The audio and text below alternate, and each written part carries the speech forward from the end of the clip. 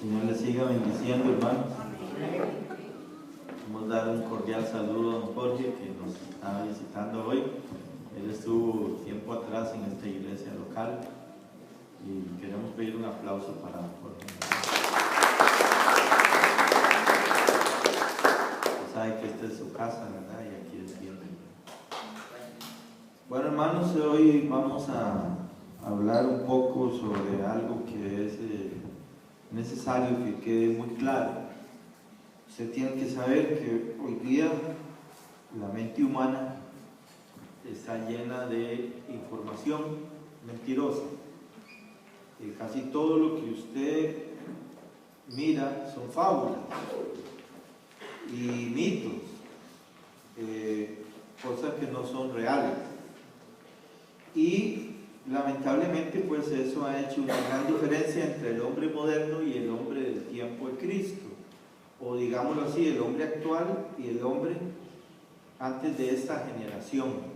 Esta generación, según profetizó Pablo, se iría a las fábulas. Bueno, y usted lo ve que por ejemplo ahora las películas más exitosas son las que tengan más fábulas. Las mentiras más exitosas son las que tengan más mitología y más fabulosas. Entonces el ser humano actual es un ser humano que busca y apetece la fábula. La gente paga por ir a ver fábulas, paga por ir a ver mitología. El hombre anterior a esta generación no era así, era un hombre ocupado en buscar la verdad. La búsqueda de la verdad era la meta fundamental de todo ser humano. Toda persona quería saber la verdad. ¿Por qué quería saber la verdad? Por algo muy simple. Porque no quería cometer una equivocación eterna. La equivocación eterna es fallar en cuanto a la responsabilidad por la vida que se le dio. Y por esa razón el hombre siempre ha buscado la verdad. La búsqueda de la verdad, por lo tanto, se volvió una ciencia que es la filosofía y la teología. Y el hombre se ocupó en escudriñar y escudriñar buscando la verdad. Por ejemplo, hoy día usted puede leer un montón de libros y no agota la cantidad de libros que hay. Pero en los tiempos de Cristo, en el año 50 después de Cristo, solo 3 personas escribieron sobre Jesucristo. Ya Carlos Miguel mencionó a Tácito, a Flavio Josefo y a San Mateo. Solo 3. Y recuerde usted que ni Tácito ni Josefo eran discípulos. Solamente eran historiadores, personas que se ocupaban de registrar lo que pasaba en la humanidad para que quedara por escrito, y eran financiados por fondos del imperio, fondos poderosos, recursos poderosos, para que la historia quedara registrada. Entonces, como vemos aquí en el año 50, era muy importante lo que escribió San Mateo. ¿Por qué era muy importante? Bueno, uno, porque él fue un testigo presencial, fue un testigo presente desde que Jesús empezó su ministerio hasta que él resucitó, y él fue el que escribió este libro. Segundo, porque él era un hombre con un profundo conocimiento del Antiguo Testamento, y su libro está lleno con 66 referencias al Antiguo Testamento, lo cual indica que el hombre era alguien que sabía el Antiguo Testamento de memoria. Y vemos aquí que había una gran diferencia entre el hombre actual y el hombre del tiempo de Mateo. En tiempo de Mateo la muerte estaba siempre en la nariz de la gente. ¿Por qué en la nariz? Bueno, porque había ejecuciones que el imperio normalmente hacía muy recurrentemente, habían conflictos y había asesinatos y había mucha muerte, y además, como no existían los antibióticos, la tasa promedio de vida eran 25 años. Usted tiene que saber y tiene que entenderlo. Cuando usted sabe que se va a morir a los 25 años, usted no tiene mucho tiempo para analizar qué va a hacer con su alma o con su vida, si hay vida después de la muerte o no. Usted tiene poca vida, tiene que resolver el asunto. Entonces la gente andaba buscando la verdad y se preocupaba mucho por eso. Hoy día la gente puede vivir hasta 80 años o más gracias a los antibióticos, y esto ha hecho que la gente no tiene mucha presión por resolver las preguntas sobre la vida, y entonces gasta tiempo en las fábulas. El hombre antiguo usaba las fábulas para educar moralmente. El hombre actual usa las fábulas para imaginar y creer tonterías, porque la mente le cabe cualquier cantidad de mentiras. Y usted tiene que saber que la mayoría de la información humana es mentira. Usted cree algo hoy y dentro de unos años dice, no, eso no era así, eso era de otra forma. Y después aparece otro que dice, no, eso no era así, era de otra forma. Y ahí vamos corriendo, corrigiendo error sobre error, hasta que nunca se llega a conocer la verdad. Entonces al final la gente dice, bueno, ¿qué es la verdad? Y caemos en un relativismo, no hay verdad. La verdad no existe. Pero nosotros estamos frente a un dilema. El dilema es, si yo tomo una mala decisión y me equivoco, y esa decisión tiene consecuencias eternas. Entonces hoy tenemos que preocupar por una pregunta existencial que toda la raza humana se ha hecho desde Adán y Eva para acá, y que hoy día pues no está siendo muy frecuente, porque la persona ya casi no razona debido a tanta fábula. Se llena, Carlos Miguel ahora lo explicó, una mezcla emocional de temor y gran gozo produce incapacidad de razonar bien. Por eso es que a las mujeres nadie les creía que habían visto a Jesús. Nadie les creía. ¿Cómo les van a creer si estaban llenas de emociones? Y seguramente llegaron tan emocionadas que los judíos no creen que una persona emocionada pueda pensar. Entonces ellos no les creyeron. Pero indudablemente Jesús se presentó primero a las mujeres. ¿Cuánto da gloria a Dios por las mujeres? Bueno, pongámonos en pie y vamos a hacer una lectura y orar para que Dios nos hable a través de su palabra. Padre, en nombre de Jesús le pedimos que nos hable a través de San Mateo, este hombre que usted llamó y que usted capacitó para escribir este libro. De paso es el único libro fiable, porque no conocemos lo que Tácito escribió ni lo que escribió Josefo, pero como historiadores ellos no estaban muy interesados en la fe, sino en la información histórica. Pero San Mateo sí era un hombre de fe, y es un hombre que nos quiere ayudar en la fe. Y el Espíritu de Dios quiere que nosotros a través de San Mateo estemos seguros de lo que creemos y podamos enseñarlo. Le pedimos su bendición en el nombre de Jesús. Amén. Vamos a leer antifonalmente San Mateo 28, a partir del versículo 16. Dice Escritura: pero los 11 discípulos se fueron a Galilea, al monte donde Jesús les había ordenado. Y cuando le vieron, le adoraron, pero algunos dudaban. Y Jesús se acercó y les habló diciendo: toda potestad me es dada en el cielo y en la tierra. Por tanto, vayan y hagan discípulos de todas las naciones, bautizándolos en el nombre del Padre, del Hijo y del Espíritu Santo, enseñándoles que guarden todas las cosas que os he mandado, y he aquí yo estoy con vosotros todos los días hasta el fin del mundo. Amén. Pueden sentarse, hermano. El nombre San Mateo significa regalo de Dios. San Mateo es un regalo de Dios para los judíos, y su libro va dirigido a los judíos. ¿Y qué es lo que se propone? Bueno, San Mateo se propone demostrar que Jesús sí era el Mesías y que sí era el rey que esperaba.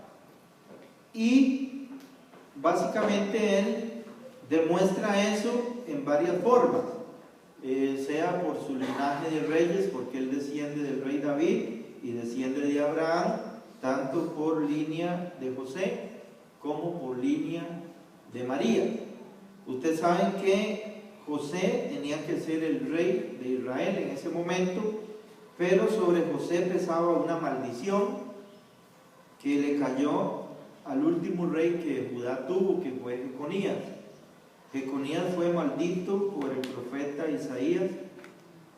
Jeremías, diciéndole que nunca nadie sería rey de su linaje. O sea que a partir de Jeconías no hubo rey en Israel. El rey de Israel en ese tiempo era un descendiente de Saúl, o sea, un edomita. Es algo raro porque Esaú y Jacob no se llevaban. Sin embargo, en ese tiempo el rey Herodes era descendiente de Esaú y él era muy religioso y él financió la reconstrucción del templo de Jerusalén. Como ustedes lo ven, Mateo le demuestra a los judíos: vean, se equivocaron, Jesús sí era el ungido, sí era el Mesías y sí era el rey. Se equivocaron y ahora tienen que arrepentirse, tienen que dejar el error que cometieron y creer en Jesucristo. Y también el libro de San Mateo es un libro de transición del Antiguo Testamento al Nuevo, porque es un libro que nos lleva de la ley a la iglesia. Y es el primer libro donde se menciona la iglesia. Contiene 5 discursos, 25 parábolas y 17 milagros. El 26% del libro es profecía. Se le llama libro sinóptico. Yo no sé si usted sabe qué significa la palabra sinóptico. La palabra sinóptico significa visión simultánea. Esto significa que el libro de San Mateo, el de Marcos y el de Lucas son sinópticos porque nos dan una visión simultánea de los mismos eventos. Por ejemplo, San Mateo dice una cosa sobre un asunto y Lucas menciona lo que San Mateo no dijo, o menciona el mismo relato pero le añade su óptica. Igualmente hace Marcos. Entonces, sinóptico significa visión simultánea.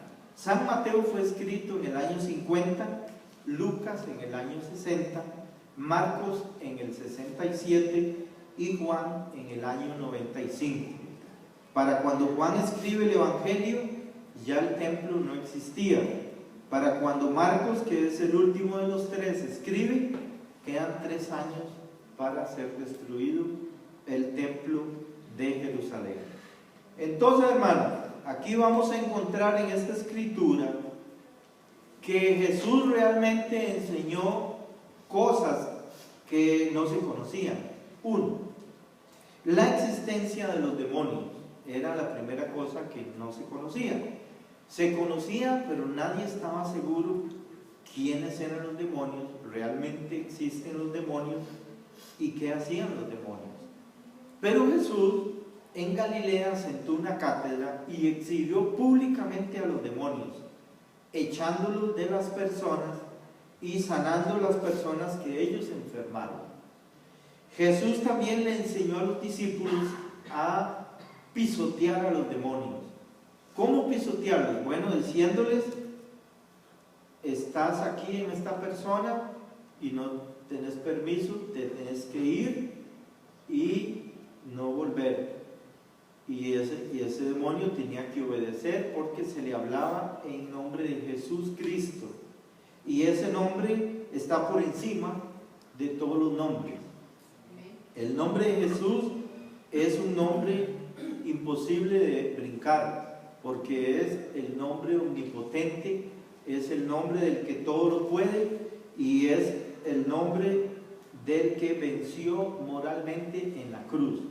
La victoria de Jesús en la cruz fue una victoria moral. Él lo que hizo fue complacer las demandas de la justicia divina y ofrecer a la raza humana que por medio de la fe en Él había perdón de pecados. Pero aquí había, aparte de comprobar la existencia de los demonios y hacerla pública y manifiesta y evidente, había otra pregunta en la raza humana que era sin respuesta prácticamente, que ya pocos creían. ¿Qué pasa cuando uno se muere? Esa pregunta estaba respondida de diferentes maneras. En el Oriente creían que uno se muere y se transforma, naciendo en otra criatura, fuera animal o humana, y teniendo otra existencia que nada tenía que ver con la anterior, excepto por el karma que generó. ¿Qué significa esto? Que si yo fui malo, el karma va a afectar a la siguiente criatura, pero la criatura que sigue no tiene nada que ver conmigo. O sea que si yo muero y reencarno en una vaca, la vaca no tiene nada que ver conmigo. Ya yo quedé, mi energía fue transformada en una vaca, pero yo como persona ya no existo. Entonces, para esta idea, la persona desaparece en el momento que muere. O sea que ellos no creen que la persona sea eterna. Entonces esto era una idea que en el Oriente prevaleció. Y esta idea llegó hasta Israel porque los saduceos la creían. Pero los fariseos creían que había resurrección de los muertos. Y esta idea la sacaron del Antiguo Testamento. Nada más que era una idea que se basaba en la resurrección que hizo Elías de un muerto y la resurrección que hizo Eliseo de 2 muertos, y se basaba en la esperanza que la Biblia da de que hay vida después de la muerte, pero no había fe de que eso fuera real. ¿Por qué no había fe? Porque Jesús, cuando le hablaba a los discípulos en profecía que Él tenía que morir primero y luego resucitar, los discípulos no querían oír hablar de eso y ellos no entendían de qué les habla. Y ellos no pensaban que la resurrección fuera posible. Ellos estaban pensando, cuando les hablaban de resurrección, como cree mucha gente hoy, que uno resucita, pero no soy yo, es otro. ¿Ve? Entonces aquí la pregunta es, ¿yo soy eterno o no soy eterno? Humberto Mora, ¿será Humberto Mora por la eternidad o deja de ser cuando muere? La respuesta es irrefutable con la resurrección del Señor Jesucristo. Yo, Humberto Mora, seguiré siendo Humberto Mora después de la muerte. Lamentablemente, si yo no reconcilié con Dios por medio de Cristo, lamentablemente seré eterno bajo condenación en el infierno. Y si acepté a Jesucristo, seré eterno bajo adoración en presencia de Cristo. Entonces yo tengo que preocupar mucho por esta pregunta. ¿Qué pasa cuando yo muero?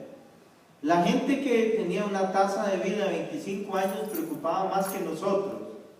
Nosotros la muerte no la olemos casi porque ya las personas mueren menos. Cuando mueren ya está muy vieja, ya esperamos que se muera, más bien pide, oren por mí para que yo me muera.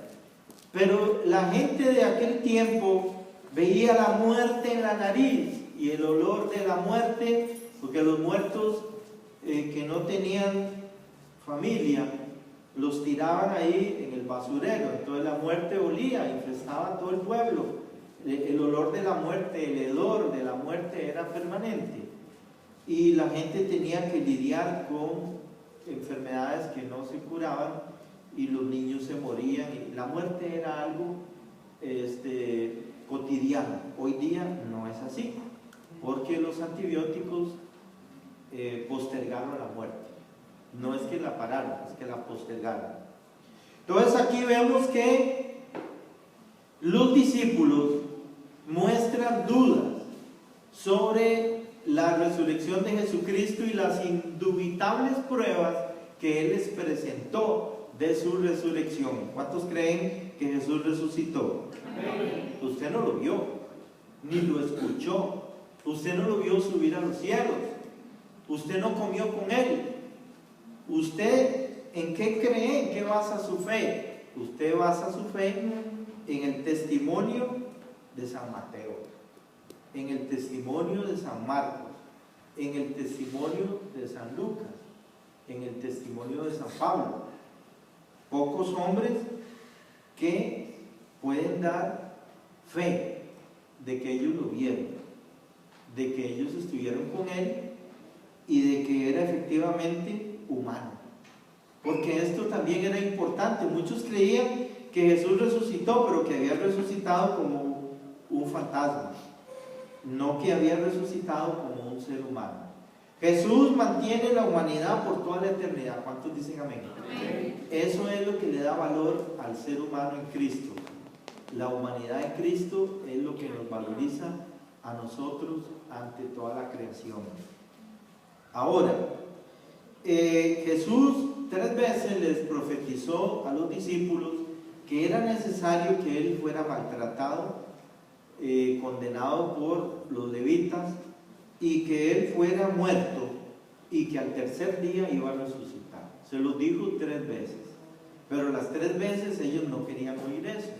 Entonces eso les quedó velado hasta que los ángeles le dijeron a María Magdalena y a las mujeres que fueron con María, que fueron todo un equipo de mujeres, los ángeles les dijeron, y eso está en el Evangelio de San Lucas, que Jesús les había dicho que iba a resucitar. Les recordaron, acuérdense lo que Él les dijo, que era necesario que muriera y que al tercer día iba a resucitar. Acuérdense que Él lo dijo y lo dijo 3 veces. Bueno, entonces aquí tenemos que lo que Jesús decía era tomado en serio por los discípulos. Pero cuando Él dijo que iba a morir y que iba a resucitar el tercer día, nadie le tomó en serio. Porque la idea de qué pasa después de la muerte para el ser humano es algo que usted no quiere afrontar. Usted no quiere saber eso, usted deja eso para después, el día que se muera. Usted no quiere resolverlo ya. Pero el hombre antes de 1960 sí quería resolverlo porque no tenía mucha esperanza de vida. En cualquier momento se moría. Y nadie quiere equivocarse en una decisión tan grave como es ir al infierno. Nadie quería ir al infierno. Hoy día la gente el infierno lo toma como un chiste por las fábulas que ha visto. Pero el hombre antes de 1960 no quería ir al infierno porque sabía que el infierno es un lugar de sufrimiento eterno y que la persona seguía siendo resucitada. Esto es, pongámoslo así, don Jorge, él no va a ir al infierno, va a ir a los cielos, pero si él hubiera ido al infierno, seguirá siendo don Jorge por toda la eternidad y tendrá que sufrir la condenación por toda la eternidad. Entonces el Evangelio se volvió una noticia trágica para el que iba al infierno y una noticia de gran gozo para el que iba al cielo. Pero el asunto es que ahora la religión a nadie le sirve. El judaísmo no sirve. La religión de los pueblos vecinos no sirve. Lo único que sirve es creer en Jesucristo. ¿Un mejor amén? Amén. Esto es lo que vino a cambiar. Entonces San Mateo dice, bueno, todo esto yo lo escribo es para que crean en Jesucristo. Crean que Él era el Rey, Él era el ungido, Él era el Mesías. Ya lo mataron, pero aún así Él les puede perdonar eso. Porque ahí estaban ellos gritando, crucifícale, su sangre caiga sobre nuestros hijos y sobre nosotros. Ellos mismos se maldecían solos. Entonces aquí vemos que Jesús había convocado antes de morir una reunión en Galilea. ¿Por qué en Galilea? Bueno, Galilea era al norte de Israel y era la parte que se llamaba Galilea de los Gentiles, donde los judíos que vivían ahí se habían mezclado con los gentiles, inclusive criaban cerdos y comían cerdos, habían perdido parte de las reglas del levirato. No todos los que vivían en Galilea rompían la regla, porque usted ve que Pedro en Hechos 10 dice, pues que yo nunca he comido carne inmunda, y el Espíritu Santo le dice, Pedro, mate y come, ¿se acuerdan? Entonces aquí vemos que ellos sí conocían la Biblia, pero habían perdido el respeto por el judaísmo. En cambio, en Judá, los fariseos eran muy estrictos en mantener la antorcha del avivamiento de la religión. Y aquí dice que Jesús había convocado una reunión en Galilea.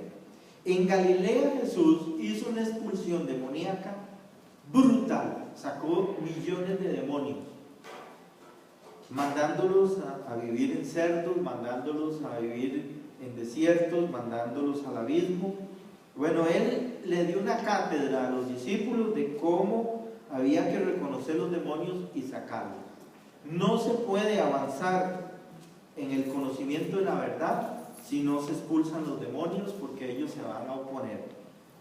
Y segundo, ellos tenían que entender que después de la muerte la persona sigue viva eternamente, sea que vaya al infierno o sea que vaya al cielo. Y aquí viene la catástrofe de la noticia para el que no cree.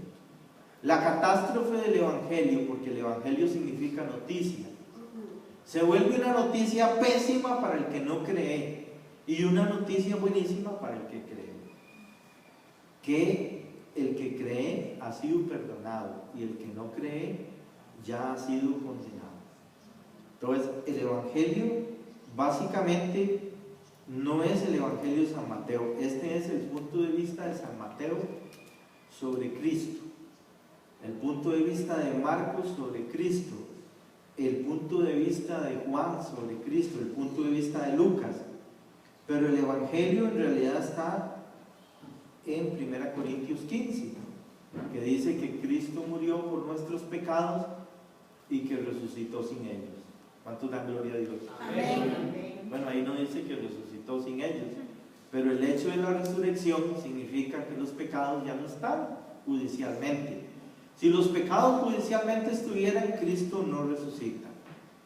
La resurrección de Cristo se debe a que Él pagó los pecados. Bueno, en realidad pagó el pecado de Adán. Al pagar el pecado de Adán, los pecados de nosotros no tienen valor jurídico. Entonces aquí lo que estamos viendo es que el Evangelio realmente el que lo entendió fue Pablo.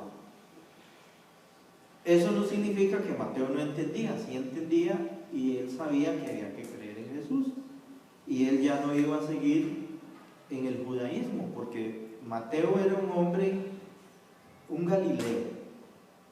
Imagínese usted que los galileos por lo general eran la escoria religiosa de la época. Y además Mateo era un habitante de Capernaum. Capernaum era la capital de Galilea y era el centro demoníaco de todo el mundo. Capernaum estaba infestado de demonios. Ahí vivían, los que vivían ahí eran perturbados, enfermados, poseídos por demonios. Y en Capernaum estaba el ángel de la confusión confundiendo a todo el mundo. Por eso es que la conversión de San Mateo es un milagro, porque Jesús le dijo, sígueme, y dice que al instante lo siguió y dejó todo. Además hizo una fiesta y invitó a los compañeros cobradores de impuestos y se fue con Jesús, dejó todo. Y San Mateo era muy rico, porque los cobradores de impuestos era un oficio de ganar mucho dinero, pero era un oficio muy mal visto porque era cobrarle a los hermanos judíos para entregarle a Roma y tener ellos una gran comisión. Versículo 17 dice que cuando le vieron en Galilea, en un lugar, en un monte, había más o menos 500 discípulos. ¿Qué hicieron? Le adoraron. ¿Qué significa le adoraron? Un judío no adora a nadie, adora a Dios. Significa que en ese momento ellos por la resurrección creyeron que Jesús es Dios. Pero aquí dice que algunos dudaban. ¿Por qué dudaban? Porque a ellos se les había vacunado que ellos no debían creer en otro Dios. Y muchos creían que creer en el Padre y creer en el Hijo ya eran dos dioses. Todavía no entendían bien. Por esa razón Jesús les dice en este mismo texto que cuando bauticen un discípulo, lo bauticen en el nombre del Padre, en el nombre del Hijo y en el nombre del Espíritu Santo. Porque aunque son personas distintas, la naturaleza de las tres personas es la misma. Ellos son Dios. Son todopoderosos, son omnisapientes, son omnipresentes, son eternos. Ellos son Dios. Cada una de las tres personas es diferente, pero la naturaleza de las tres es Dios. Entonces, eso es lo que ellos tenían que entender y algunos dudaban. También algunos dudaban de la resurrección. Recuerde que Jesús apareció 10 veces en 40 días. ¿Por qué Jesús apareció 10 veces? Bueno, porque 10 es el número de juicio y ya si usted no cree que Jesús resucitó con 10 veces que apareció, ya no hay forma. Usted no quiere creer, es demasiado terco. Usted está negando una prueba indubitable, así la llama el doctor Lucas. Prueba indubitable. Ahora, verso 18, Jesús se acercó y les habló diciendo, esa es una buena noticia, toda potestad me es dada en el cielo y en la tierra. Esto significa que Jesús es el juez de vivos y muertos y es el ser más poderoso de todos los seres que existen, ángeles, demonios, seres humanos y lo que sea. Jesús tiene todo el poder. ¿Cuánto lo creen? Ahora, ¿quién tenía esa potestad? Esa potestad la tenía el Padre y se la delega al Hijo como una especie de premio por lo que hizo en la cruz. Es una recompensa. Ahora Jesús, cuando alguien adora a Jesús, tiene que poner la frente en el suelo, indicando que está reconociendo que Jesús es Dios. Pero inmediatamente que se levante, tiene que dedicar su vida a servirle. ¿Cuántos dicen amén? Amén. Entonces ahora Jesús les dice, bueno, ya me adoraron, pero ahora me van a seguir adorando con servicio. Por lo tanto, id y haced discípulos a todas las naciones, bautizándolos en el nombre del Padre, del Hijo y del Espíritu Santo. Entonces aquí Jesús les dice, bueno, ya reconocen que yo soy Dios, me han adorado bien, pero tienen que seguirme adorando todos los días. ¿Cómo? Tienen que hacer esto. Vayan a ser discípulos. ¿Qué significa hacer discípulos? Bueno, tener personas al lado para enseñarles todas las cosas. ¿Cuántos dicen amén? Entonces, esto era la forma de enseñar, era conversacional. Era contarles la noticia de que hay resurrección de la muerte. Entonces ahora, ¿creen ustedes que ustedes después de la muerte van a seguir siendo personas? ¿Ven? Porque hay muchos cristianos que usted les pregunta, mire, ¿qué pasa después de la muerte? Y ellos dicen, no sé, seguro que uno ya no es uno y va a seguir viviendo, pero en otra forma. No se engañen, no eluda la responsabilidad. Eso puede ser un error trágico, porque la resurrección significa que yo soy Humberto Mora por toda la eternidad.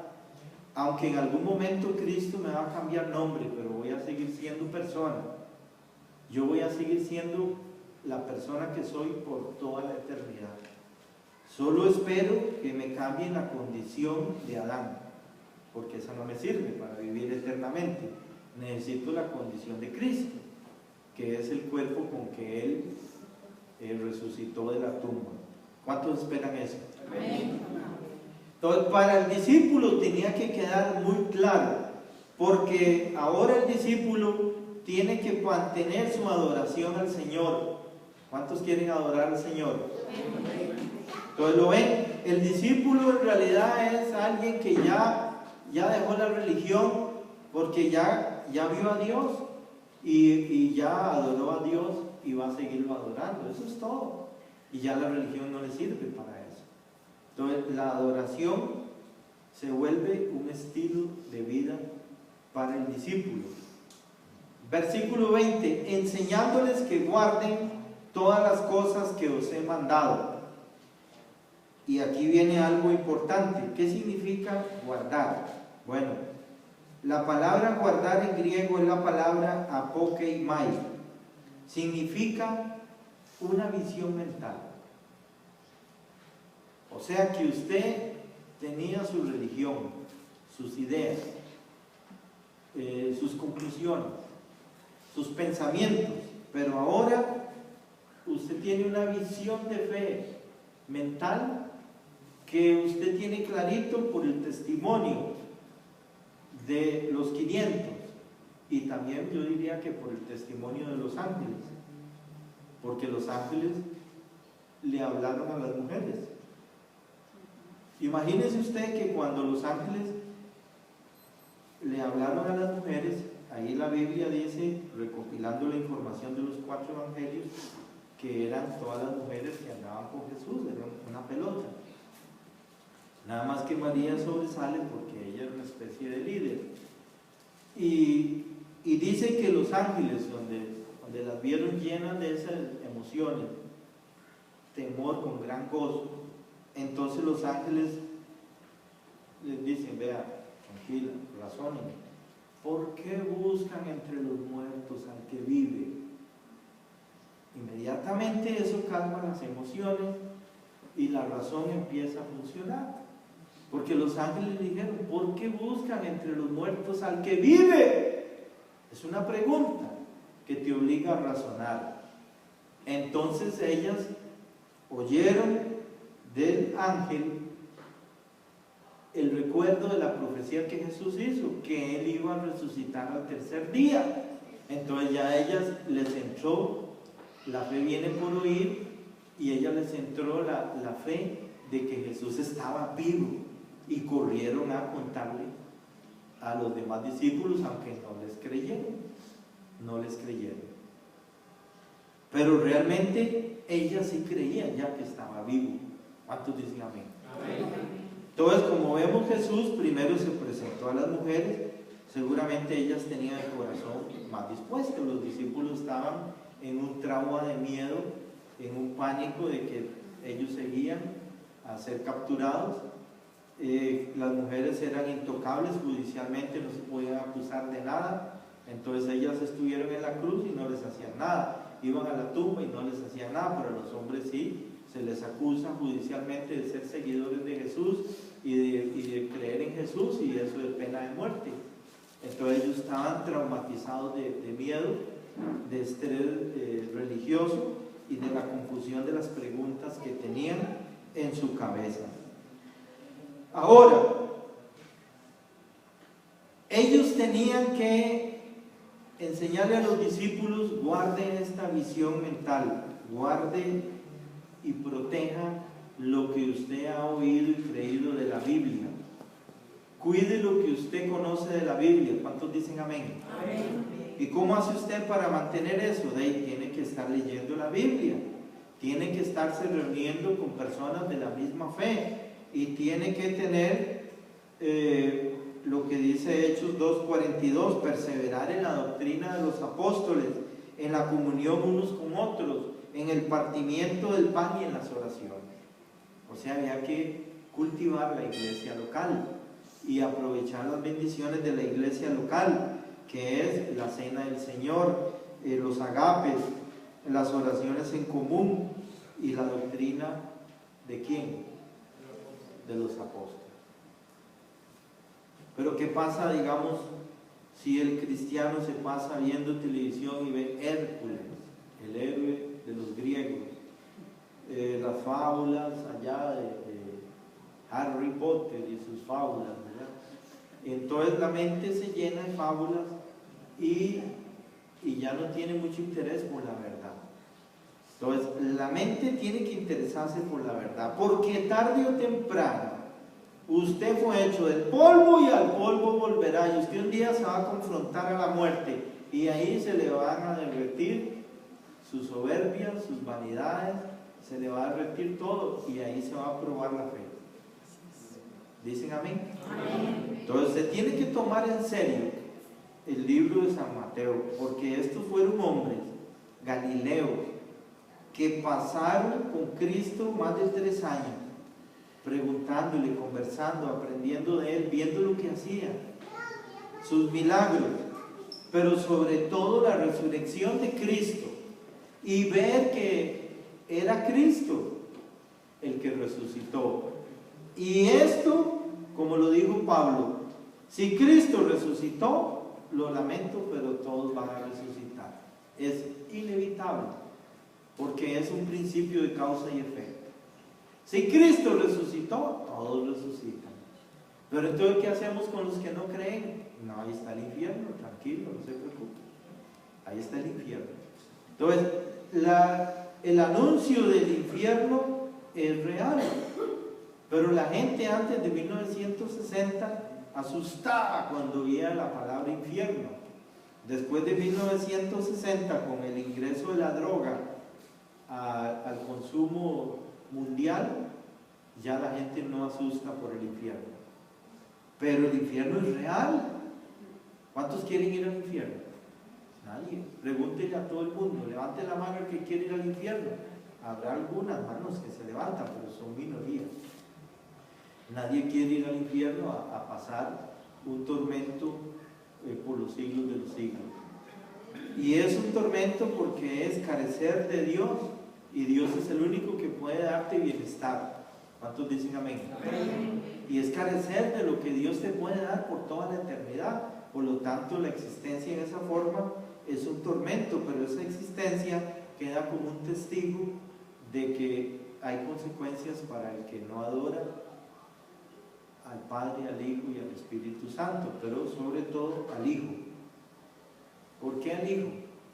Porque el Hijo es el único de los tres que se hizo hombre y derramó sangre humana en la cruz que limpia todo pecado. Amén.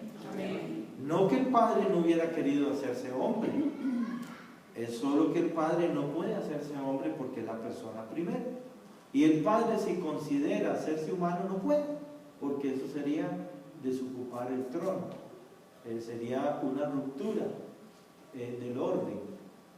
El Hijo le conviene porque Él es el heredero de todo, y por quien Dios hizo a sí mismo todo lo que existe, le conviene al Hijo hacer esto. Pero también el Espíritu Santo hubiera deseado hacerlo. Sin embargo, no era necesario porque ya el Hijo voluntariamente se ofreció para hacerse humano y llevar a la cruz nuestros pecados y pagar la sentencia judicial sobre ellos, para que por la sangre de Jesucristo seamos limpios de todo pecado. ¿Cuánto lo creen? Amén. Entonces, ¿por qué usted a veces tiene culpa? Porque a veces le aprietan el botón y se vuelve a acordar de los pecados viejos, de los que ya confesó, y los vuelve a confesar otra vez. Entonces, ve, estamos en eso es lo que significa guardar. Guardar significa guardar la fe, guardar la información que usted tiene, la sangre de Jesucristo. Mire, lo que usted tiene que guardar, no importa que se le olvide todo, pero guarda esto en su corazón: la sangre de Jesucristo, su Hijo, nos limpia de todo pecado. Y usted tiene que estar recordando eso cada momento. ¿Por qué? Porque si no, usted de pronto se llena de culpa y ya se llena de desánimo, se mortifica y ya no adora a Jesucristo y ya no le sirve, porque usted está siendo blanco de los demonios. Recuerden que los demonios había que echarlos, no había que convivir con ellos, tenían que ser expulsados debidamente.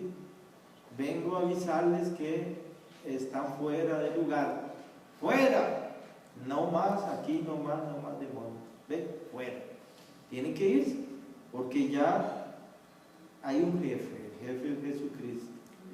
Él es el Todopoderoso y se acabó. Y viene lo más importante del sermón. ¿Qué responsabilidad semejante le dejó Jesús a los discípulos? Pero ¿cómo iban a hacer ellos para cumplir esa comisión de adorar a Cristo sirviéndolo? Bueno, Él dijo: he aquí, yo estoy con vosotros todos los días. Repita eso, hermano. Yo estoy con vosotros todos los días. ¿Ven? Jesús prometió. ¿Cuántos creen que Jesús promete y cumple? Amén. Él prometió estar con nosotros todos los días hasta el fin del mundo. Amén. Amén. ¿Ve? Entonces, esto es lo más principal. ¿Por qué tiene que quedarnos muy claro esto? Porque cuando usted habla con una persona sobre Jesucristo, usted lo que le está diciendo a esa persona: mire, yo le vengo a informar, lo siento mucho, ojalá que esto que yo le voy a decir no fuera cierto, pero es cierto. Usted es eterno y como tal va a pasar su eternidad en el infierno por lo que usted ha hecho, por lo que hicieron sus papás y finalmente por lo que hizo Adán. Pero no tiene que hacerlo, hay una esperanza, hay una solución. Hay alguien que lo amó sin que usted lo supiera y fue a la cruz en su lugar. Es solamente que yo no puedo limpiar a usted de sus pecados con la sangre que me limpia a mí. Usted tiene que limpiar personalmente el asunto con Dios por medio de Cristo. La sangre que me limpia a mí no sirve para limpiar a otro, sirve para limpiar a mí, porque esto es algo personal entre Dios y el pecador. El pecador tiene que reaccionar y hacerse responsable y reconocer su necesidad de reconciliación. Y una vez que está reconciliado, pues recibe los beneficios del reconciliado, que es la limpieza de todo pecado. ¿Cuántos dan gracias a Dios por la limpieza de todo pecado? Amén. Y la redención de todo pecado. Esto significa que las maldiciones que usted merece por lo que ha hecho no le llegan, le cayeron al Señor Jesucristo, para que usted se levante con esa libertad y sirva a Dios.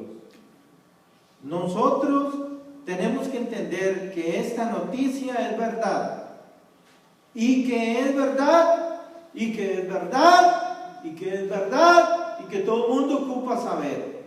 Y más en esta época hay más de 7.000 millones de almas vivas. Jamás en la historia humana se ha acumulado tanta almas. En toda la historia desde Adán hasta 1960 han habido 3.000 millones de personas. En tiempo de Cristo habían 100 millones apenas. Y todavía para 1500 lo que habían eran 100 millones.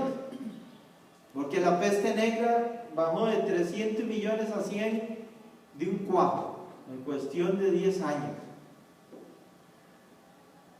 Pero hoy día los antibióticos provocaron una explosión demográfica y tenemos una persona que vive más, que le preocupa menos la muerte, una persona que ve fábulas y le preocupa menos la verdad. Las personas de tiempo de Cristo no tenían tiempo porque la tasa de vida era 25 años. Para que usted lo entienda, el promedio de vida del tiempo de Cristo a 1950 eran 25 años. El promedio de vida ahora no sé cuánto es, pero debe andar ahí como por 70 años. 80. Entonces, ¿qué pasa? De 25 a 80 hay mucho tiempo. Y el ser humano cree que eso se postergó. Entonces ya no se le da importancia. Además de tanta fábula que hemos visto por medios de comunicación, la mente se nos ha distorsionado. del interés por la verdad. El interés por la verdad era tan serio que estos hombres dieron su vida por ella, por sostener que ellos habían visto a Cristo resucitado. Y es que esto resuelve la necesidad del ser humano, porque ¿para qué quiere usted esta vida? Si tarde o temprano usted tiene que morirse. No tiene sentido, es algo absurdo. Lo único que le da sentido a esta vida es la resurrección de los muertos.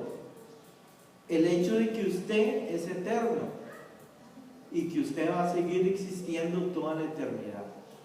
Lamentablemente la responsabilidad de nosotros de anunciar el Evangelio es que la gente tiene que saber que ellos van a seguir viviendo después de la muerte. Y usted dirá, pero ¿cómo sabemos eso? Bueno, acuerde que Jesús en Lucas dijo y relató la historia de un hombre que hacía banquetes y que de pronto tenía ahí un mendigo llamado Lázaro, y Lázaro se murió y fue llevado por los ángeles al seno de Abraham, y luego se murió el rico y lo llevaron los demonios al infierno. Y estando en el infierno vio de lejos a Abraham y a Lázaro. Y dice ahí, pero Lázaro está consolado y yo estoy aquí sufriendo, esto hay que cambiarlo.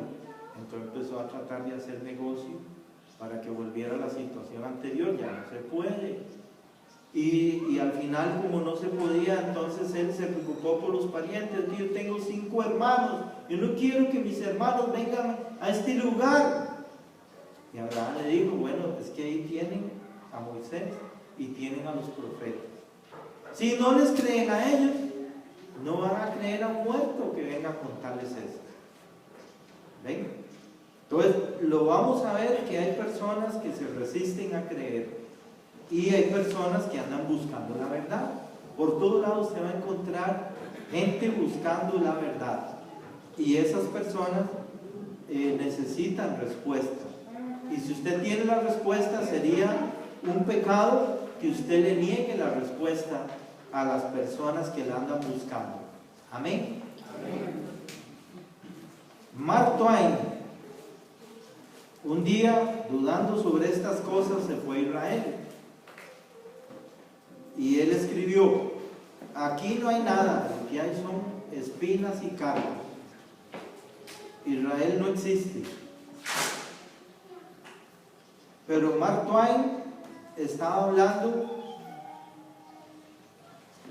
antes del 14 de mayo de 1948, que nació el Estado de Israel y hoy día Israel existe. ¿Cuántos creen que Israel existe? Amén. Mark Twain dijo, aquí no hay nada, ni puede haber nada porque aquí está seco y lo que hay son espinas. ¿Ven? Pero hoy día existe ahí un país progresando y creciendo que es Israel.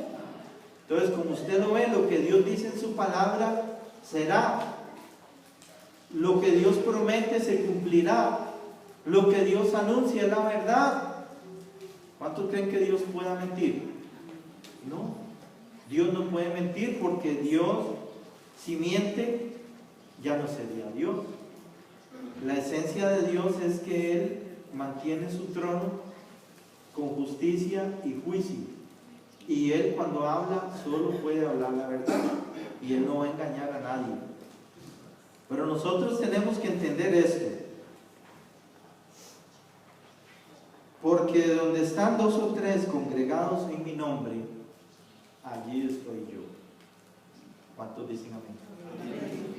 Entonces, hermano, sepa y entienda que usted no ve a Jesús, pero Jesús va a estar ahí cuando usted hable con otros sobre Él.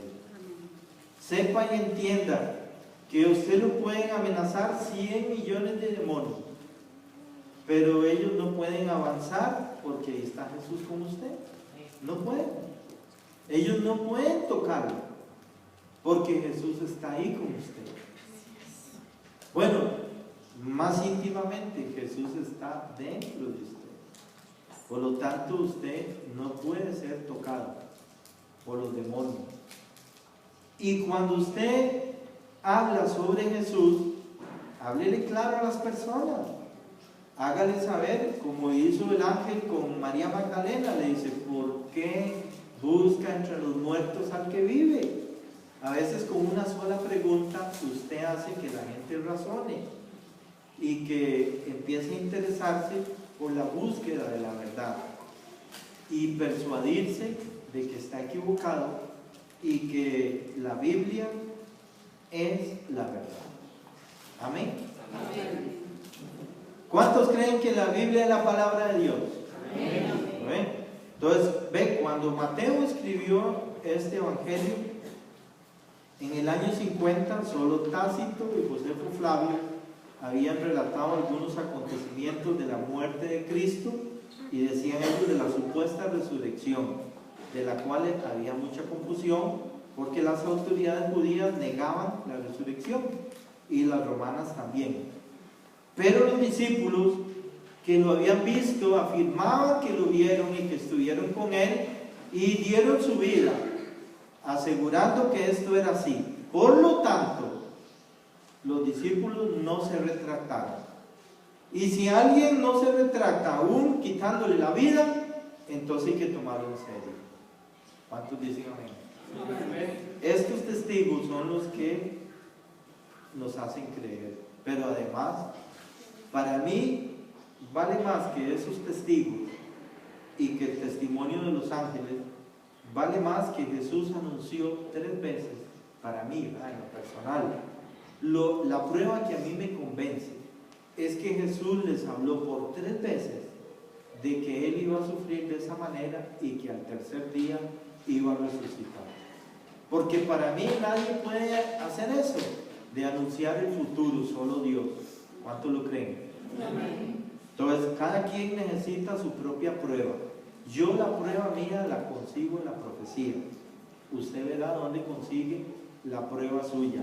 Pero Jesús resucitó y esto afecta a toda la raza humana. Como Jesús resucitó, las personas siguen vivas por la eternidad. Solamente que trágicamente el que no cree en Jesucristo ha sido condenado. Este juicio es eterno, no puede ser revocado, no hay escapatoria. Alguien dice, es que como Dios es tan bueno, el día de juicio ahí hacemos algún arreglito. No funciona. El día de juicio nadie sale libre, porque el día de juicio solo van los que han sido condenados, y la palabra de Dios dice que ya han sido condenados. Entonces van a juicio porque Dios es justo, pero no para salir libres. El día de juicio final nadie sale libre, porque los que han sido lavados en la sangre de Cristo van al juicio de jueces, no de acusados. ¿Cuántos dan gracias a Jesús por esa obra? Pueden dar un aplauso a Jesucristo.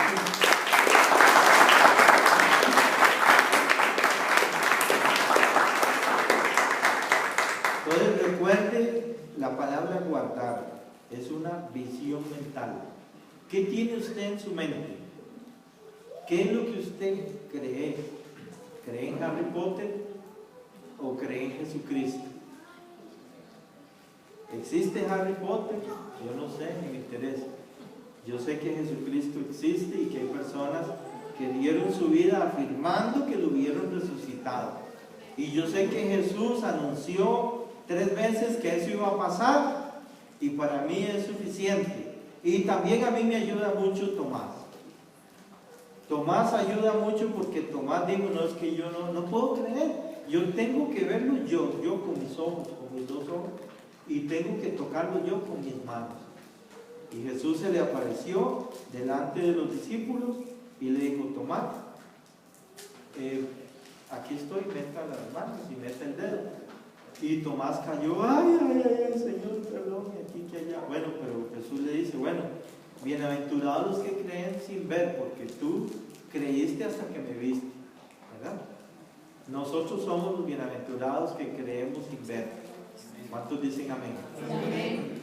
Y la gente de ahora tiene que creer sin ver, porque ya no hay forma no hay campo para los tomasinos. ya no hay oportunidad de meter el dedo en el hueco de Jesús.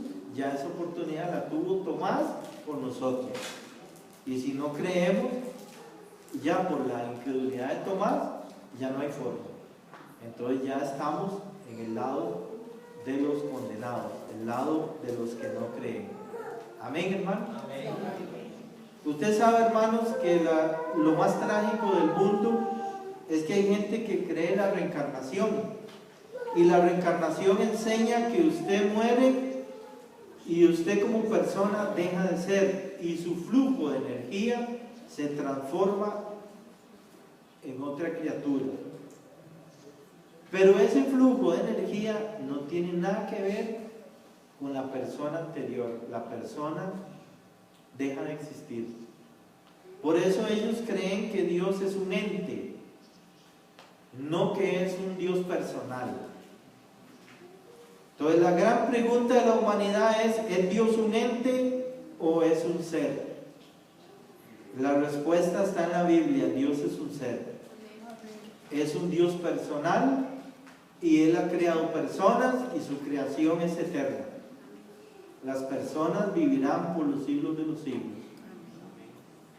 Pero el pecado es real también, y eso Jesús lo demostró.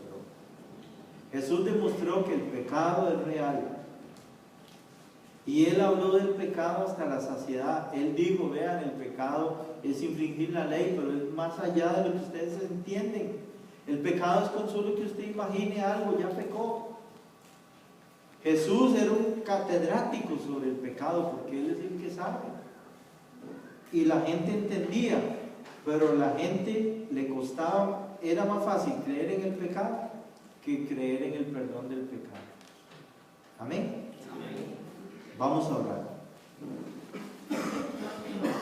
Padre, en el nombre de Jesucristo quiero orar por mis hermanos, para pedir que toda somnolencia, toda desánimo, toda apatía espiritual se deshaga en sus corazones, y que el Espíritu Santo alumbre esta palabra que alumbró el corazón de los deprimidos discípulos, palabra que trajo esperanza a la raza humana y que activó la fe, y por medio de esta fe vinieron los beneficios espirituales de la iglesia local, para que millones de personas a través de la historia, vueltos a nacer por medio de la palabra, puedan disfrutar de la adoración eterna en los cielos. Pero millones de personas han nacido después de Cristo, que han rechazado a Jesucristo. Millones han blasfemado a Jesucristo. Millones han muerto sin saber nada de Cristo. Y millones han muerto conociendo y rechazando, conociendo y rechazando. Y ellos tendrán consecuencias. Pero nosotros aquí estamos benditos porque hemos recibido la información y hemos creído. Ahora lo que nos queda es la responsabilidad de proclamarla a las demás personas. La responsabilidad de ayudarles en la necesidad espiritual, y la responsabilidad de la iglesia local es ayudarse mutuamente para que haya vida y para que los dones fluyan y traigan ayuda a los demás hermanos, para que podamos cumplir con esta adoración que se nos demanda por decreto de juicio eterno. Hay que adorar a Jesucristo, y esto tienen que hacerlo los ángeles y tenemos que hacerlo los hombres, y este mandato tiene consecuencias nefastas para el rebelde. Ayúdenos a mantenernos fieles en esta adoración, y que podamos aprovechar este año que empieza hoy, dando, Señor, testimonio a las personas que realmente nosotros hemos creído y confesamos que Jesús es Dios, y que Jesús realmente se hizo humano, que Jesús realmente murió en la cruz con nuestros pecados, y que realmente resucitó de la tumba sin nuestros pecados, y que la sangre que Él derramó nos limpió de todo pecado. Quite, Señor, toda culpa de su pueblo, toda angustia, estrés religioso, toda religiosidad, todo pensamiento religioso y filosófico, todo pensamiento propio, quítelo, Señor. Ayúdenos a disipar las tinieblas de la mentira de nuestro corazón y que el Espíritu Santo nos persuada de amar y creer la verdad y de seguir la verdad en amor mutuamente. Bendecimos su palabra y la iglesia local, y bendecimos a cada uno de los hermanos de la iglesia local, presentes y ausentes, para que la gracia los envuelva y que en este nuevo año la vida del Espíritu Santo y la vida de la palabra llene sus corazones y sus ministerios, y que puedan brillar y darle gloria al nombre de Jesucristo. Gracias, Señor, porque los demonios fueron exhibidos y pisoteados, porque ya no nos pueden dañar, no nos pueden limitar, no nos pueden engañar, porque ahora tenemos el Espíritu de la verdad que nos guía a toda la verdad. En el nombre de Jesús, también les ruego su bendición sobre los alimentos que vamos a compartir este rato de comunión. En el nombre de Jesús. Amén. Amén.